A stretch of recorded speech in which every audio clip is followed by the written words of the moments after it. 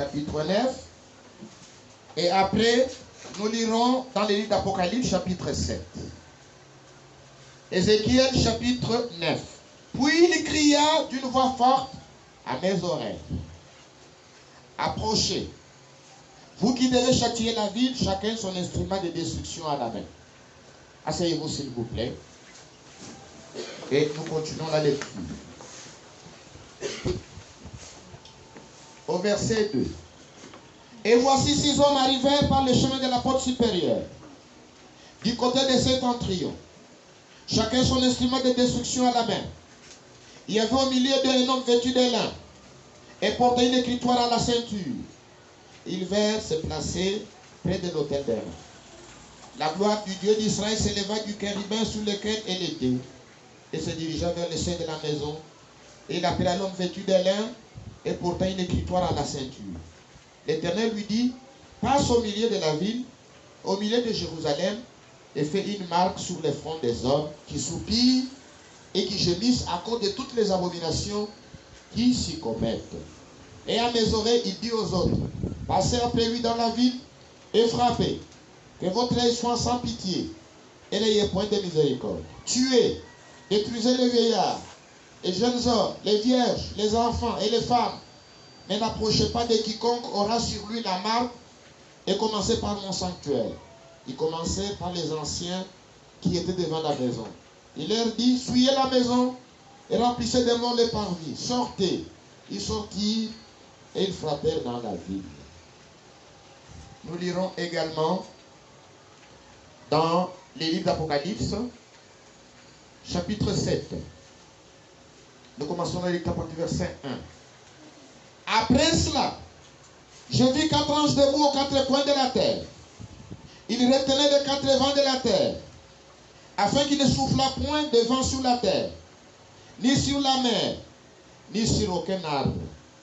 Et je vis un autre ange qui montait du côté du soleil levant et qui tenait les sceaux du Dieu vivant.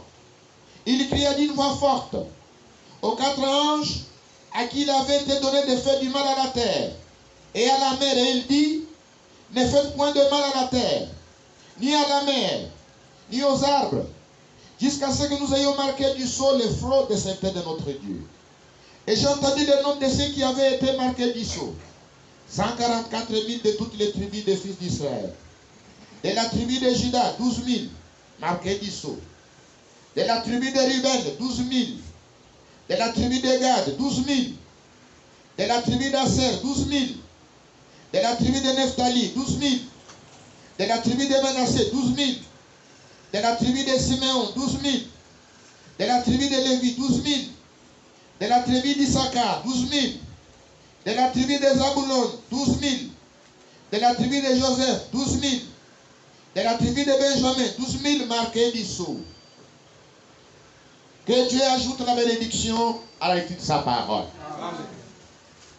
Aujourd'hui, nous allons parler sur la destruction de Jérusalem. Nous venons de lire à 2 endroits. Nous avons lu dans le livre d'Ézéchiel. Les passages que nous avons lus dans le livre d'Ézéchiel parlent de la destruction de la ville de Jérusalem. Comme vous le savez, la ville de Jérusalem, c'est la ville de Dieu. Le peuple d'Israël, c'est le peuple de Dieu. Ce sont les enfants d'Abraham. Vous connaissez tous l'histoire. Comment Dieu a appelé Abraham. Comment Dieu lui donna la promesse. Et comment Dieu avait accompli cette promesse. Abraham est le père d'Isaac. Isaac est le père de Jacob. C'est ce Jacob dont le nom a été changé en Israël, qui est le père des 12 patriarches. Ce sont les 12 patriarches qui forment les 12 tribus d'Israël. vous connaissez par les Saintes Écritures que Dieu a donné un pays à Abraham et à sa postérité. C'est le pays d'Israël, le pays le plus beau de tous les pays. C'est Dieu qui a choisi la ville de Jérusalem. Jérusalem, c'est la ville de Dieu. C'est à Jérusalem où le temple fut construit. Le temple de Salomon. Le peuple d'Israël est un peuple choisi. Un peuple saint. Ce peuple devait marcher dans la sainteté. Ce peuple ne devait pas imiter la voix des autres nations. Mais il est arrivé un moment où le peuple a commencé à suivre la voix des autres nations, à se livrer à des abominations. Et Dieu leur a envoyé ses prophètes, comme cela est écrit dans le deuxième livre des Chroniques, chapitre 36. Vous pouvez lire cela à la maison. Comme cela est écrit dans le livre de Jérémie, chapitre 25. Vous pouvez lire cela à la maison. Dieu leur envoie ses serviteurs le matin. Dieu leur envoie ses serviteurs le soir pour les avertir, pour leur demander de revenir de leur mauvaise voie. Mais le peuple n'a pas écouté. Cela est allé jusqu'au moment où la colère de l'Éternel contre son peuple était devenue sans remède.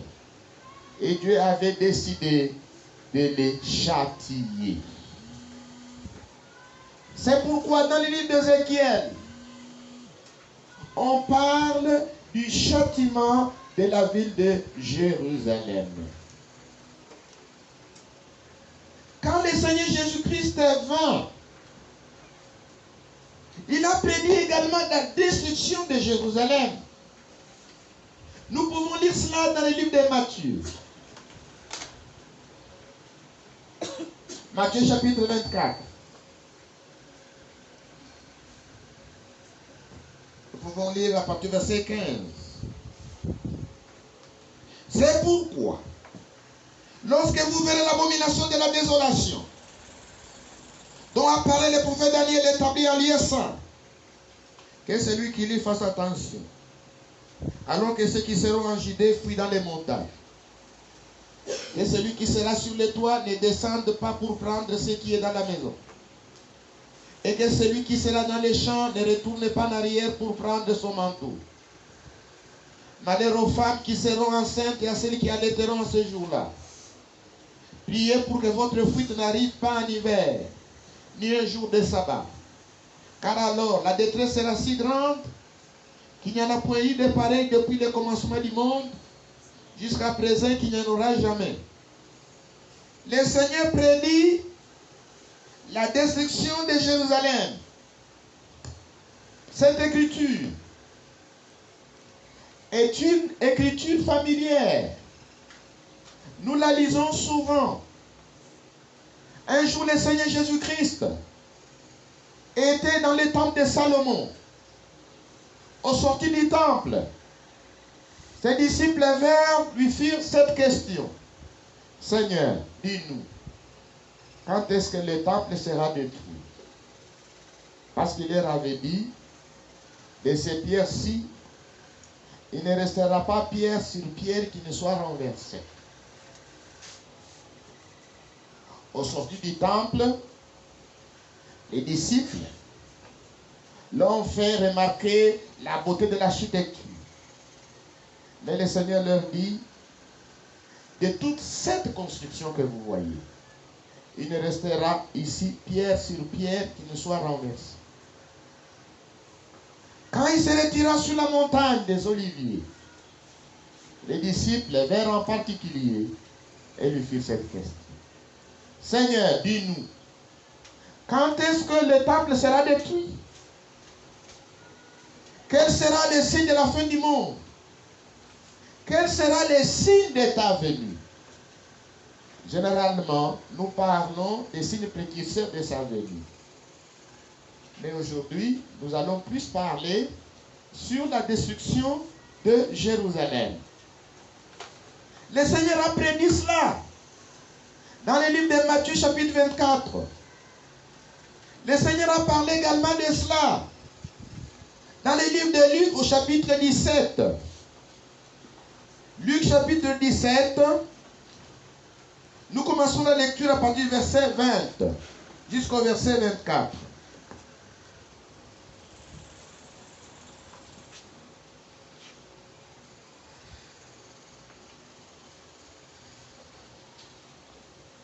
Luc chapitre 17.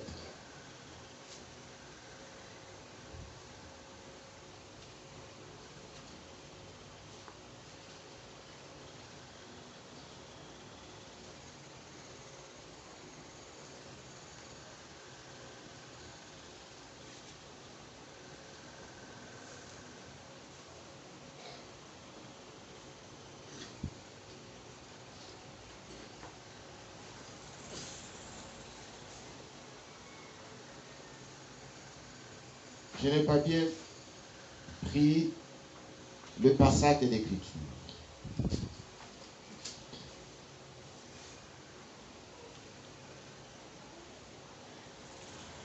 Un instant, je vais le chercher.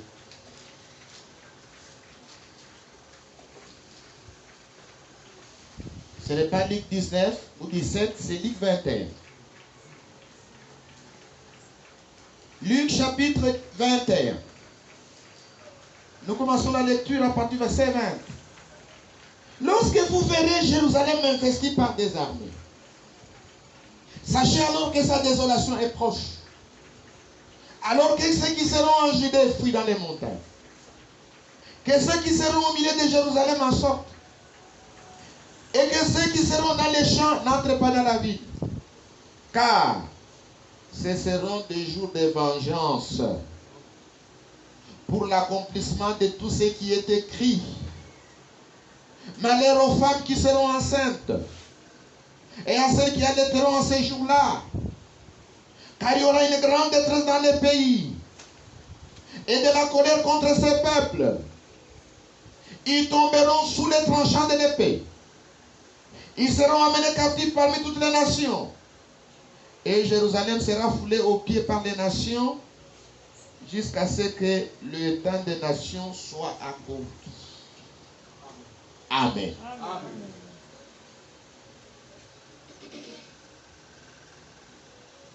Le passage de Ézéchiel chapitre 9 parle de la destruction de Jérusalem. Quand le Seigneur Jésus-Christ est venu sur la terre, il a parlé également sur la destruction de Jérusalem. Nous venons de lire à deux endroits. Dans le livre de Matthieu, chapitre 24, nous venons de lire dans le livre de Luc, chapitre 21, à partir du verset 20. Vous pouvez lire également cela dans le livre de Marc, chapitre 13. Le Seigneur Jésus-Christ a prédit sur la destruction de la ville de Jérusalem. Et en l'an 70, ce que le Seigneur Jésus-Christ avait prédit s'est accompli littéralement. En l'an 70 après Jésus-Christ. Le général romain Titus a assiégé la ville. Ceux qui échappèrent sont seulement les disciples de Jésus-Christ qui avaient été avertis. Ils sortirent de la ville lorsqu'ils virent l'abomination de la désolation établie dans les lieux saints. Ils sont sortit de la ville et ils furent épargnés. Et Jérusalem fut détruite. Les habitants furent également détruits. Et les rescapés furent amenés en exil à travers le monde entier. Et le nom de Jésus-Christ soit glorifié.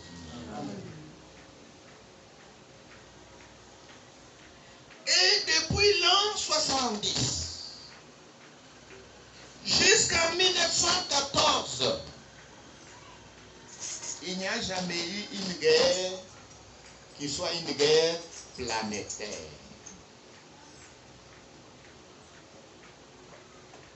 Amen. Amen.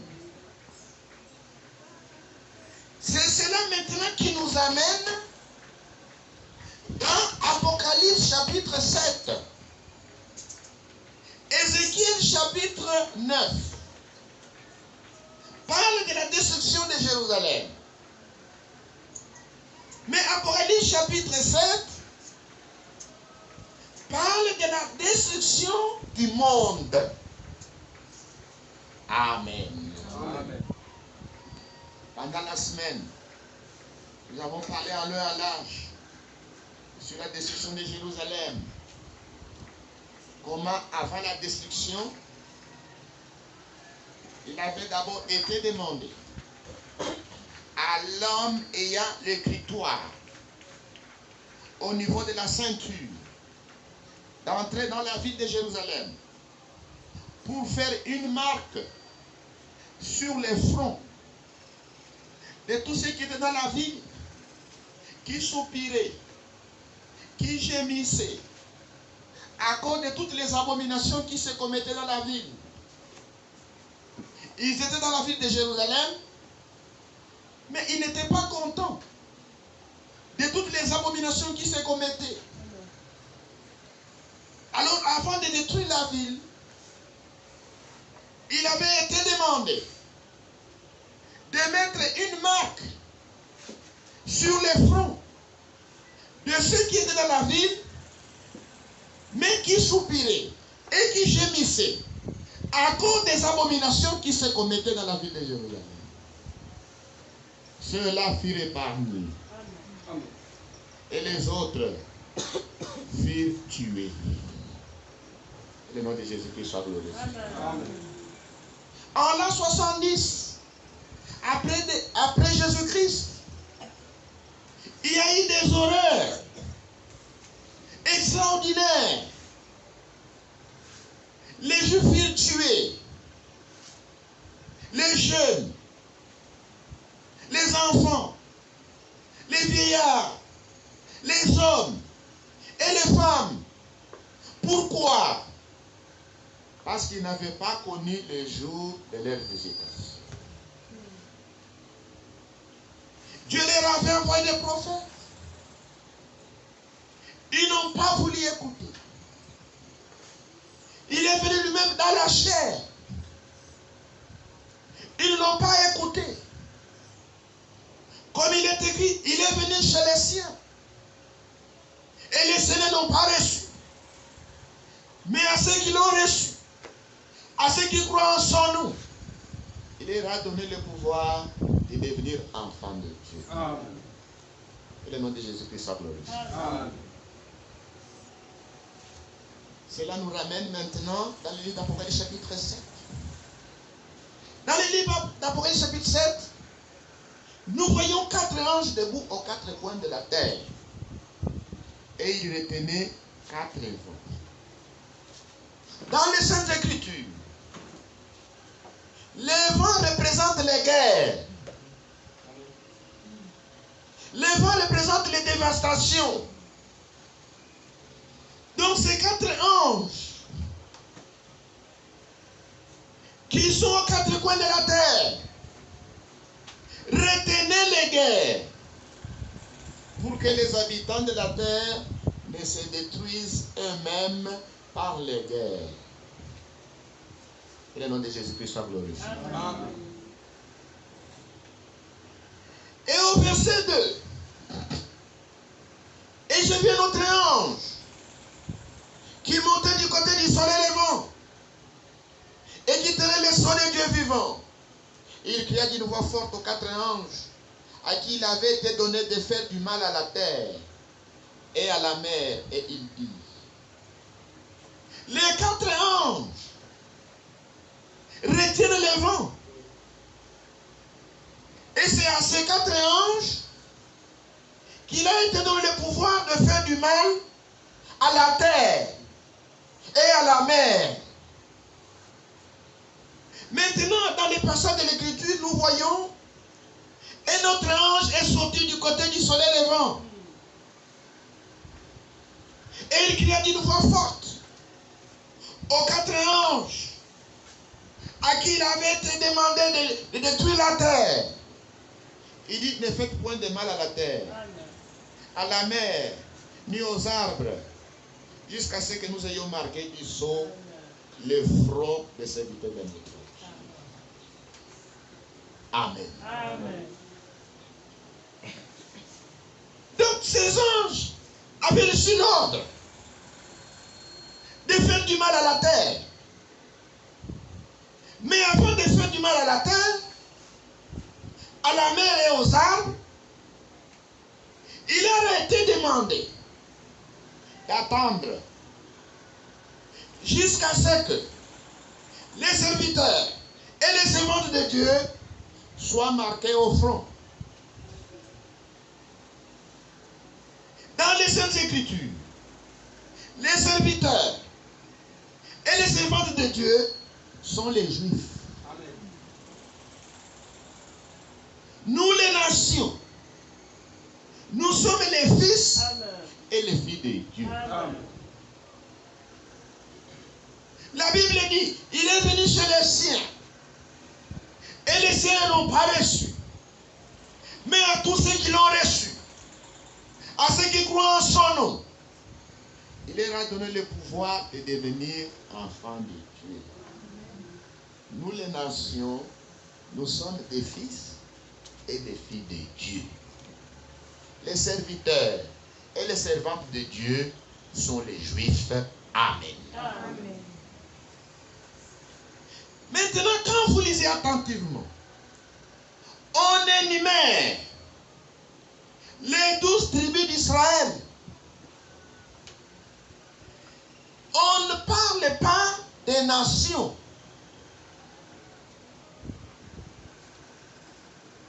Nous sommes l'Église. Nous ne sommes pas Israël spirituel. L'Église ne peut pas prendre la place d'Israël. Que le nom de Jésus-Christ soit glorifié. À cause de leur incrédulité, Israël fut châtié et dispersé. Celui qui a dispersé Israël a donné également la promesse de rassembler son peuple dans le pays qu'il avait donné à ses pères. Amen. Amen. Mais dans les passages de l'Écriture que nous venons de lire, il a été demandé aux anges qui avaient l'ordre de détruire la terre de ne rien faire à la terre, à la mer et aux arbres, jusqu'à ce que les 144 000 d'entre les 12 tribus d'Israël soient scellés. Amen. Amen.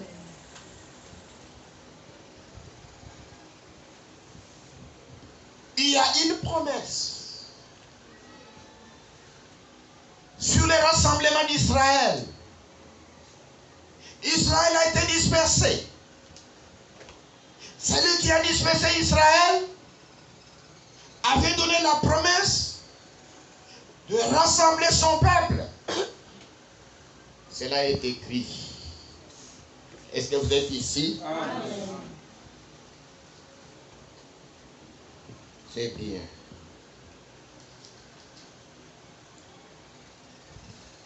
Une très bonne chose. Nous continuons. Depuis l'an 70,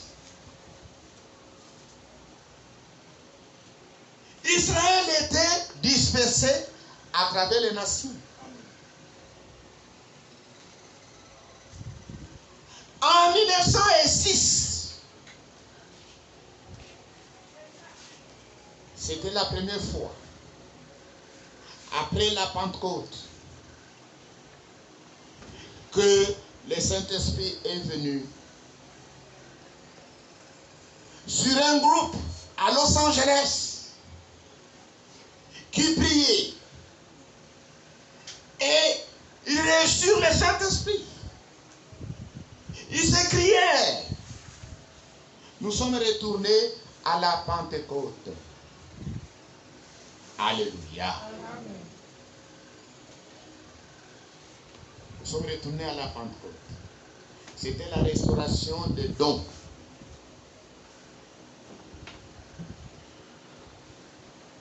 Dieu avait commencé la restauration. En 1906, le Saint-Esprit est descendu. Il y a eu la restauration des dons. Maintenant, observez. Après 1906, en 1914, la Première Guerre mondiale éclata. C'était pour la première fois qu'une guerre planétaire venait d'éclater sur la Terre. Il y a eu la destruction de Jérusalem en l'an 70. Mais depuis l'an 70 jusqu'en 1914, il n'y a pas eu un conflit mondial. Mais nous voyons en 1914, la Première Guerre mondiale éclata. Les nations de la terre allaient se détruire par la Première Guerre mondiale. Qui a arrêté la Première Guerre mondiale? Cette guerre mondiale, la première, a fait 9 millions de morts, de victimes. Frère Branham dit, c'est Dieu. C'est Dieu qui arrêta la Première Guerre mondiale. Est-ce que vous êtes ici? Amen. C'est cet ange qui est sorti de l'Orient, qui avait demandé aux anges qui retenaient les guerres d'arrêter. C'est pourquoi ceux qui étaient au front, en train de se battre, ne comprirent rien. La guerre s'est arrêtée. Ils se mirent à signer le cessez-le-feu, sans savoir qui a demandé l'arrêt de la guerre. Le frère Branham dit, c'est Dieu qui avait arrêté la Première Guerre mondiale. Dieu avait arrêté la Première Guerre mondiale. Pourquoi? Parce que les enfants d'Israël étaient encore dispersés.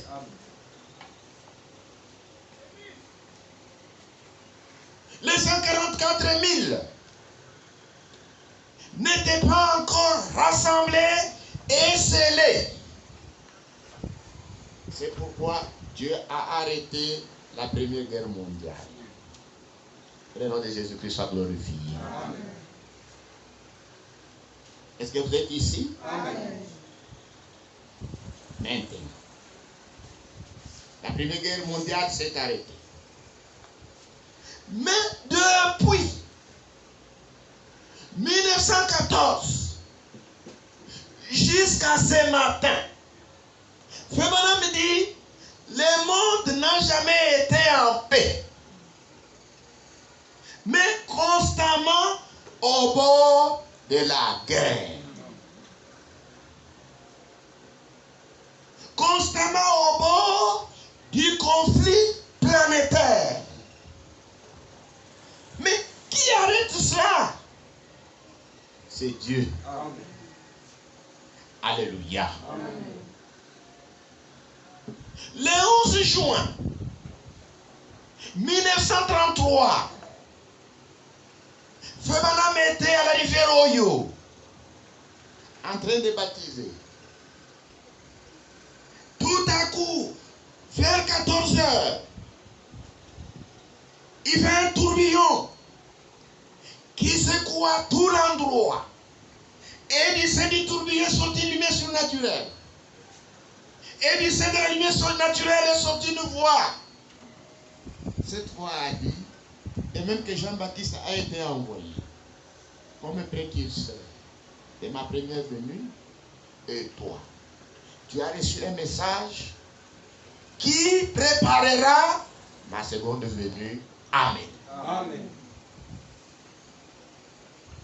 En 1906, il y a eu la restauration des dons. Amen. Amen. En 1933, les 11, Frère Branham, à la rivière Oyo, reçoit des messages. Et en 1940 jusqu'en 1945, la Deuxième Guerre mondiale éclata. Tous les pays de la terre étaient entrés en guerre. Les habitants de la terre allaient se détruire. Parce que lors de la Deuxième Guerre mondiale, l'armement était beaucoup plus développé que l'armement qu'il y avait lors de la Première Guerre mondiale. Cette guerre a fait 60 millions de morts et 6 millions de juifs. Amen. Amen. Lors de la Première Guerre mondiale, il y a eu 9 millions de morts. Lors de la Deuxième Guerre mondiale, il y a eu 60 millions de morts et 6 millions de juifs. Qui a arrêté la Deuxième Guerre mondiale? C'est Dieu. Alléluia. Amen. Les habitants de la terre allaient se détruire. Lors de la Deuxième Guerre mondiale, Dieu a arrêté la Deuxième Guerre mondiale. Pourquoi? Parce qu'Israël n'était pas encore rassemblé. Amen. Les 144 000 juifs n'étaient pas encore scellés. Amen. Maintenant, il y a un deuxième élément qui s'ajoute. C'est que l'ange a dit à Frère Branham,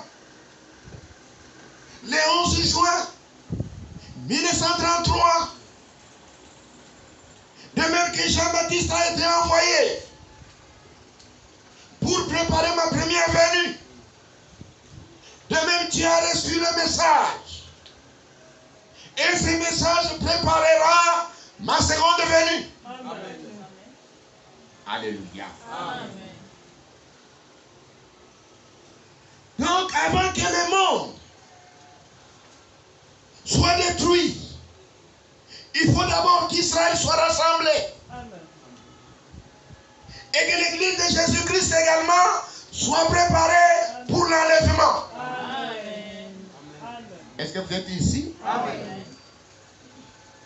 C'est pourquoi Dieu a arrêté la Deuxième Guerre mondiale. Parce qu'Israël n'était pas encore rassemblé. Et l'église n'était pas encore préparée. Et l'église n'était pas encore enlevée. Amen. Le nom de Jésus-Christ soit glorifié. Amen. Ainsi, le 7 mai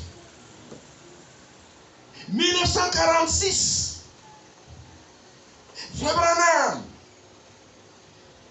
était dans une cabane à la campagne, en train de chercher la face du Seigneur. C'est alors qu'il avait reçu la visite d'un ange céleste. Et cet ange lui a donné son ordre de mission. Alléluia. Amen. Frère Branham a reçu l'ordre de mission en 46, alors qu'il était dans une cabane, en train de chercher la femme du Seigneur. L'ange est venu pour lui donner l'ordre de mission, pour les commissionner, d'amener le message qui allait ramener le cœur de tous les enfants de Dieu à la foi des pères apostoliques. Amen. Amen. Le 7 mai 1946. Frère Branham dit, à l'heure même, le jour même où j'avais reçu la vision de l'ange, c'était l'heure même et le jour même que les grands de ce monde avaient décidé sur l'indépendance de l'État d'Israël. Amen. Amen. Frère Branham dit, ce qui se passe en Israël et ce qui se passe du côté de l'Église, tout est relié ensemble. Amen. C'est ainsi que les Juifs sont partis de tous les pays où ils étaient pour retourner dans les pays d'Israël, parce que l'ONU avait voté une résolution sur la création de l'État d'Israël. Et le 14 mai 1948, Israël proclama son indépendance. Le nom de Jésus-Christ soit glorifié. Amen. Les enfants d'Israël avaient été massacrés en 1940-45 lors de la Deuxième Guerre mondiale. Que tous les habitants de la terre concernés ont demandé qu'il soit créé un État d'Israël par une résolution de l'ONU. Et le 14 mai 1948, Israël a proclamé l'indépendance. Depuis le 14 mai 1948, Israël est de retour. Amen. Amen. Amen. Le Seigneur Jésus-Christ a dit, cette écriture est une écriture clé. Nous allons lire cela dans Matthieu. Est-ce que vous êtes ici? Amen. Matthieu chapitre 24, verset 32. Instruisez-vous par une comparaison tirée du figuier.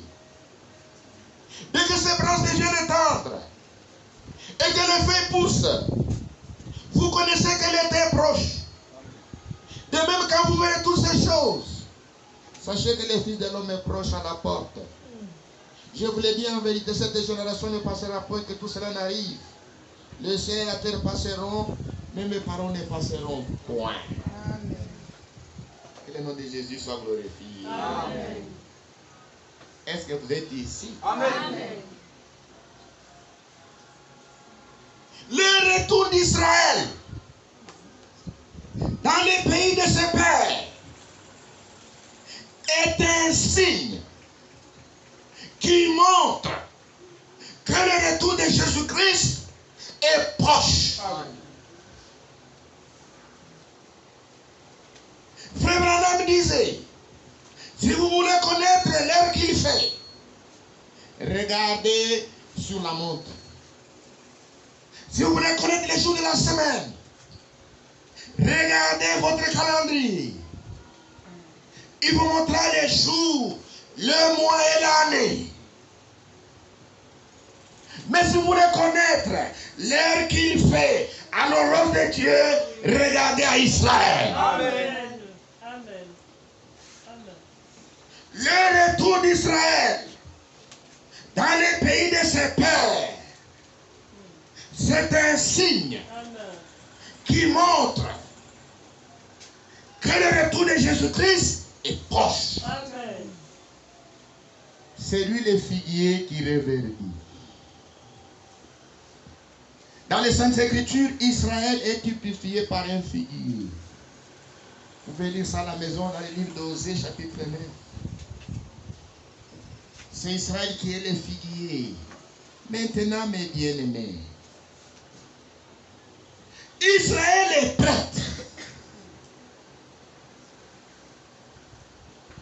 Israël attend le Messie.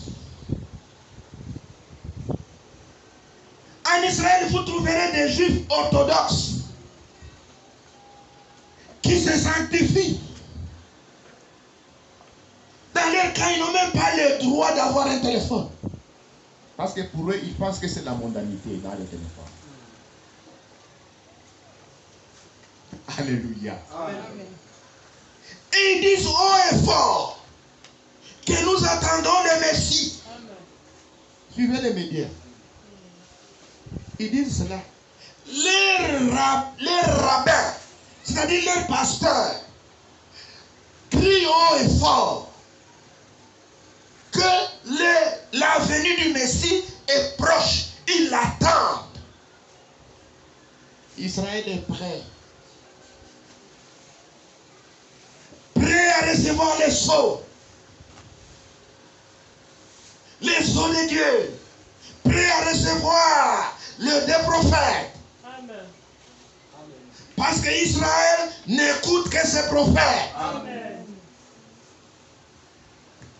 Israël ne peut pas écouter l'évangéliste. Israël n'écoute que ses prophètes. Israël attend Jésus-Christ. Le Messie que Israël attend, c'est le Seigneur Jésus-Christ que nous attendons du côté de l'Église. Amen. Avant qu'il n'aille se présenter à Israël, il doit d'abord venir achever l'Église. Amen. Recevoir l'Église dans les airs. Pour amener l'Église au festin de noces de l'agneau.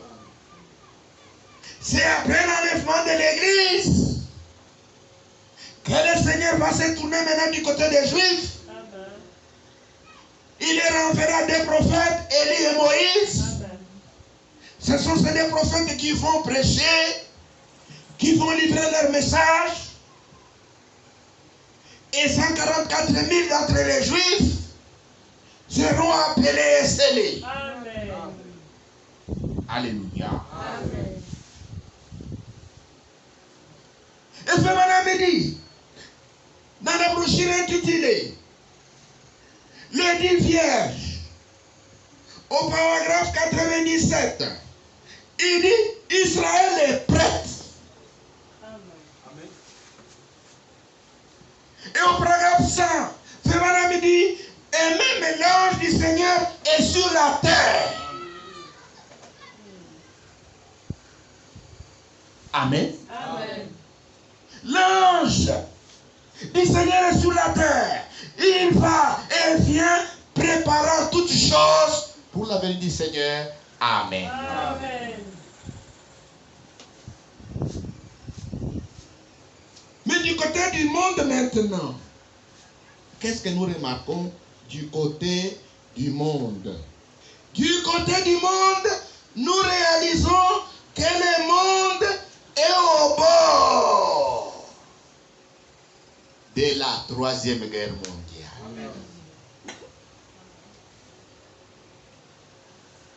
Le monde est au bord de la Troisième Guerre mondiale. Qui arrête l'éclatement de la Troisième Guerre mondiale? C'est cet ange. C'est cet ange qui sort du côté du soleil levant, qui arrête l'éclatement de la Troisième Guerre mondiale. Qui dit arrêtez. Pourquoi? Parce que l'église de Jésus-Christ n'est pas encore enlevée. L'église de Jésus-Christ est encore sur la terre. Amen. Israël n'a pas encore reçu les deux prophètes et les sceaux de Dieu.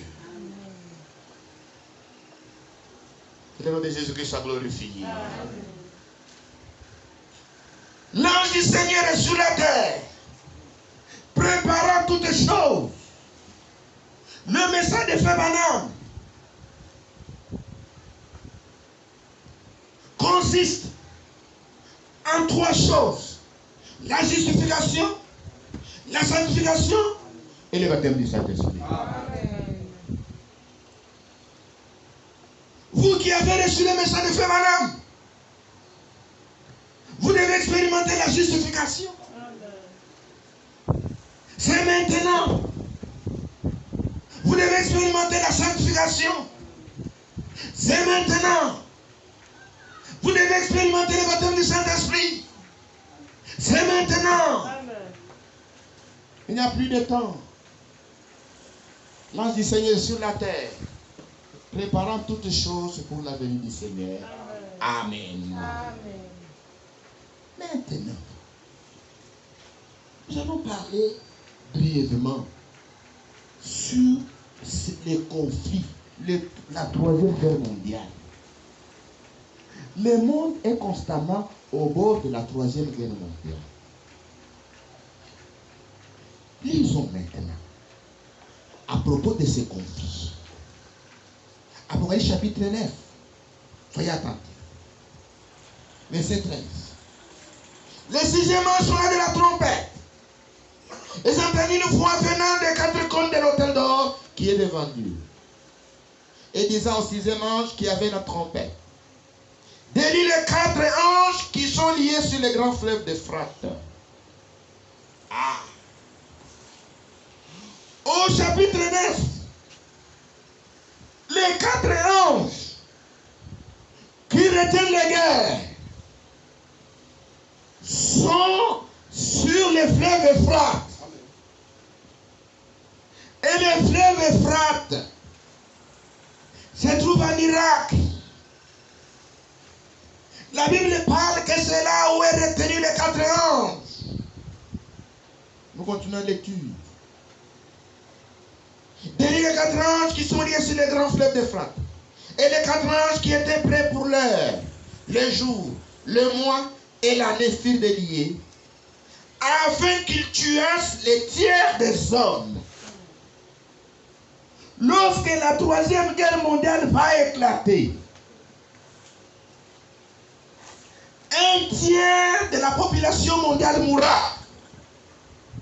Est-ce que vous êtes ici? Amen. La Première Guerre mondiale a tué 9 millions. La Deuxième Guerre mondiale a tué 60 millions et 6 millions de Juifs. Mais la dernière bataille, après l'enlèvement, bien sûr, et avant l'établissement de 1000 ans de paix, que la Bible appelle le millénium, fera un tiers,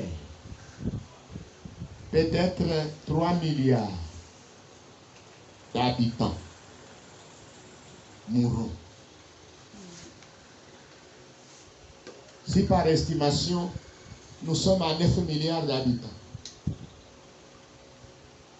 la Troisième Guerre mondiale sera terrible. C'est pourquoi avant que ce conflit n'éclate, l'Église de Jésus-Christ sera enlevée. L'Église de Jésus ne verra pas ça.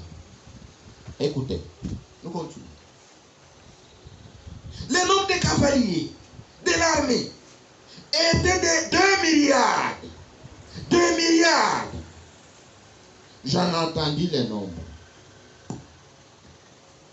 C'était une armée de 200 millions de soldats. Voilà comment on traduit 2 milliards. C'est 200 millions. Une grande armée. Donc ça sera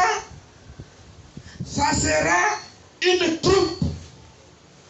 Et on va nous montrer les 200 millions de combattants viendront de quel côté. La Bible parle de tout ça. Amen. 200 millions. Ça sera terrible. Et on montre. Nous continuons à lire.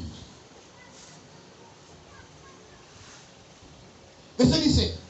Ainsi j'ai vu les chevaux dans la vision, et ceux qui les montaient, ayant des cuirasses couleur feu, d'hyacinthe et de soufre.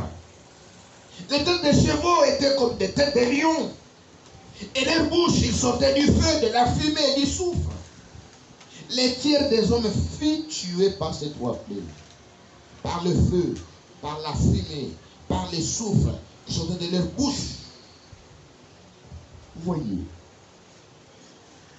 Ça, c'est le langage de la Bible.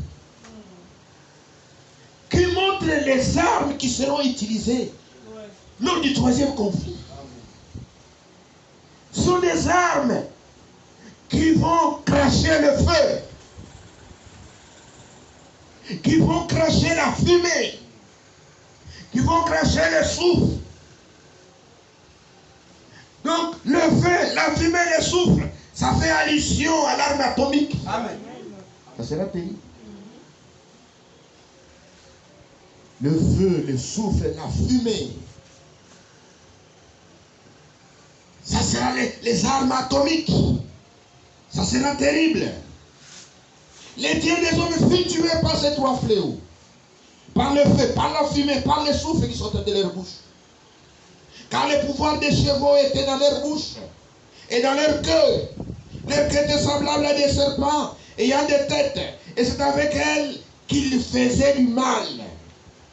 Ça sera terrible. Amen. Amen. La Bible parle des chevaux. Mais regardez à la télévision, vous verrez ces chevaux. Vous verrez des tanks, vous verrez des chars, vous verrez des missiles, vous verrez des avions qui transportent des bombes, Amen. Amen. qui lancent des bombes. C'est terrible. C'est comme cela que ça sera le troisième conflit. Un tiers d'hommes de la planète périront. Ça sera grave, mon frère. Il y aura une armée de 200 millions de soldats. Lisons encore dans le chapitre 16. Est-ce que vous êtes ici? Amen. Nous sommes qu'à 11h18. Vous n'avez pas besoin de dire que vous êtes fatigué. Non. D'un moment à l'autre, je vais arrêter. Fortifiez-vous. Amen. Mais vous devez comprendre ces choses. Amen. Après le chapitre 16, au verset 12, nous continuons à parler sur ce troisième conflit. Le sixième verset se coupe sur le grand fleuve, l'Euphrate, et son nom tarit, afin que le chemin des rois venant de l'Orient fût préparé. Et j'ai vu sortir de la bouche du dragon, et de la bouche de la bête, et de la bouche du faux prophète, trois esprits impurs, semblables à des grenouilles. Car ce sont des esprits de démons qui font des prodiges, et qui vont vers les rois de toute la terre, afin de les rassembler pour le combat du grand jour du Dieu Tout-Puissant. Voici, je viens comme un voleur. Heureux celui qui veille, qui garde ses vêtements, afin qu'il ne marche pas nu et qu'on ne voit pas sa honte. Ils les rassemblaient dans les lieux appelés en hébreu Armageddon. Ah. Alléluia. Amen. Est-ce que vous êtes ici? Amen. Ne dormez pas. Amen. Qui a dormi hier quand il pleuvait? Tout le monde était réveillé. Ma femme priait dans son cœur pour que le vent n'emporte pas les tonnes. Amen. Il dit, Seigneur, si les toits partent, nous allons souffrir. Vraiment. Amen. C'était seulement les vents. Mais ces armements ici, quand ça va commencer à gronder, et que toi tu es sur la terre, Amen. évitez. Amen. Dites au sommeil, pardon. Laissez-moi écouter cette prédication. Amen. Amen. Amen. Il dit le sixième verset, ça coupe sur le fleuve Euphrate. Là où sont liés les quatre anges qui retiennent le vent. C'est là où la coupe de la colère est versée. Et quand cette coupe est versée, l'eau du fleuve tarit. Amen. Il dit c'est pour préparer les rois de l'Orient. C'est-à-dire les armées qui vont participer à cette guerre viennent de l'extrême est. Là, aujourd'hui, nous voyons les alliances qui se font. Nous voyons la Chine qui est devenue une grande puissance.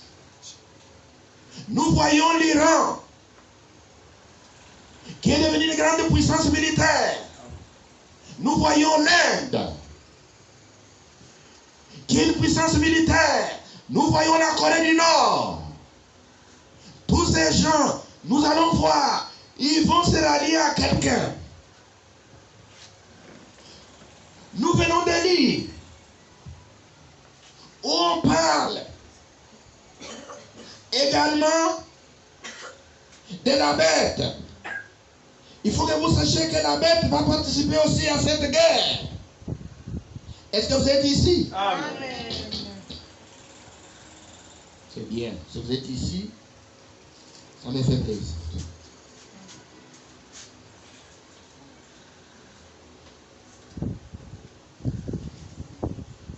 Qu'est-ce que la bête dit au verset 13? Et je me suis sorti de la bouche du dragon, et de la bouche de la bête, et de la bouche des faux prophètes. 3 esprits impies semblables à des grenouilles. Ce sont des esprits de démons qui font des prodiges et qui vont vers le roi de toute la terre afin de les rassembler pour le grand combat du grand jour du Dieu Tout-Puissant. À la bataille d'Armageddon, nous avons lu que les fleuves Euphrate va tarir pour préparer la venue des rois de l'Orient. Mais nous voyons aussi ici que les faux prophètes, les dragons, lui aussi rassemble tous les rois de la terre. Toujours pour les mêmes combats. Vous êtes enseignés ici. Vous connaissez qui est la bête? Amen. Qui est les faux prophètes? Amen. Qui est les dragons? Amen. Les dragons, c'est Satan. Amen. Amen. Le trône de Satan est au Vatican. Le dernier empire mondial, c'est l'Union européenne. Donc, la bête, à la tête de l'Union européenne, va rassembler tous les rois de la terre pour participer à cette guerre. Amen. Donc l'Union européenne va participer à cette guerre. Et la Bible dit que cette guerre s'appellera Armageddon. Maintenant c'est clair. Le fleuve Euphrate va tarir pour préparer le chemin aux armées qui viennent de l'Orient. Ça sera terrible. Nous continuons. Nous voulons découvrir très bien qui seront dans cette bataille-là. Et vous allez comprendre. Quel sera l'objectif de cette guerre? C'est combattre qui? Disons Zacharie. Zacharie chapitre 12. Ils vont combattre qui? Tous les rois de la terre, rassemblés par la bête. Les rois de l'Orient, qui viennent à cette guerre. Zacharie chapitre 12, verset 3. En ce jour-là, je ferai de Jérusalem une pierre pesante pour tous les peuples. Tous ceux qui la soulèveront seront meurtris. Et toutes les nations de la terre s'assembleront contre elle. Amen. Toutes ces nations vont s'assembler contre Jérusalem. Les conflits qui vont opposer toutes ces nations, c'est Jérusalem. Nous avons vu d'abord que l'Union européenne, avec toutes les nations de la terre, vont participer à cette bataille. Nous voyons ceux qui viennent de l'Orient. Ils passent par les fleuves Euphrate, ça dit par l'Irak. Ils vont combattre contre Jérusalem.